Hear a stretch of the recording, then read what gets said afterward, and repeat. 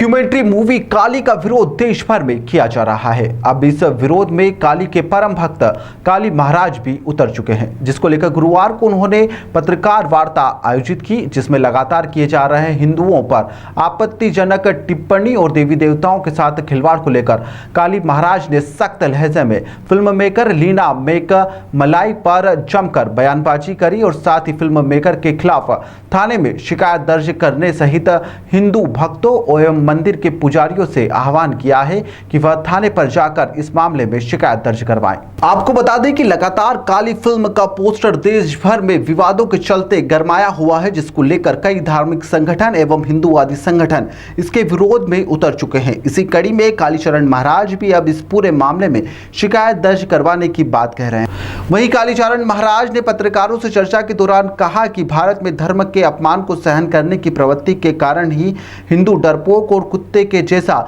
जीवन जी रहा है। कभी यह भवानी का सीना हुआ करता था, वहीं मोदी योगी साथ तीनों ही लोग कट्टर दिखाई दे रहे हैं, लेकिन वहीं अन्य हिंदू लोग धर्म प्रेम दिखा रहे हैं। वहीं हिंदुओं को लेकर काली महाराज ने कुछ आपत्तिजनक टिप्पणी भी की। वहीं कालीचरण महाराज ने कहा कि धर्म की रक्षा के लिए मुसलमानों को मदरसे की तालीम दी जाती है, वहीं हिंदुओं को धर्म की शिक्षा मंदिर से ना घर से मिलती है। वहीं हिंदू केवल महंगाई, पेट्रोल, दाल, चावल में ही डिमांड में लगा रहता है। वहीं फिल्म निर्माता लीना को लेकर कालीचरण महाराज ने कहा कि अगर उस महिला को चुड़ैल भी बोला तो चुड़ैल का अपमान होगा। कई भ्रष्ट साधुओं के लिए बॉलीवुड में फिल्म बनती है और वह हम सहन कर लेते हैं, लेकिन हिंदुओं के देवी देवताओं का अपमान सहन नहीं कर पाएंगे। कुल मिलाकर कालीचरण महाराज ने कहा कि हिंदुओं को संवैधानिक आशय लेकर कार्य करना चाहिए, हिंदुओं को महत्वपूर्ण और बाद में रखना चाहिए। देश भर में जो विवाद चल रहा है फिल्म को लेकर, क्या कहेंगे? हिंदू भवानी का सिंह है मूल रूप में, लेकिन धर्म का अपमान सहते सहते ये डरपोक कुत्ता बन गया है। और इस डरपोक बनने के कारण ये सहिष्णुता का कलंक हिंदुओं के माथे पड़ गया। ये सहनशील बन गया और जो नहीं सहन करना चाहिए वो भी सहन करने लग गया। इसलिए हिंदुओं के 5 लाख मंदिर टूट गए, लाखों करोड़ों महिलाओं पर सामूहिक बलात्कार हुए, करोड़ों करोड़ों गायों की हत्या हो गई, अभी भी हो रही है। 40,000 लव जिहाद के केसेस देश भर में रोज के हैं। 1 लाख गोवंश रोज भारतवर्ष में काटा जाता है। लाखों मंदिरों का विध्वंस, ये सब धर्म का विध्वंस इसलिए हुआ और देश का विध्वंस इसलिए हुआ, देश के टुकड़े टुकड़े हो गए।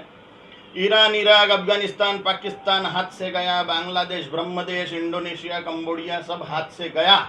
इसका कारण भारत में धर्म का अपमान सहने की प्रवृत्ति बढ़ना है। हिंदुओं में हिंदुओं की धर्म का अपमान सहन करने की प्रवृत्ति के कारण हिंदू डरपोक कुत्ते के जैसा जीवन बिता रहा है।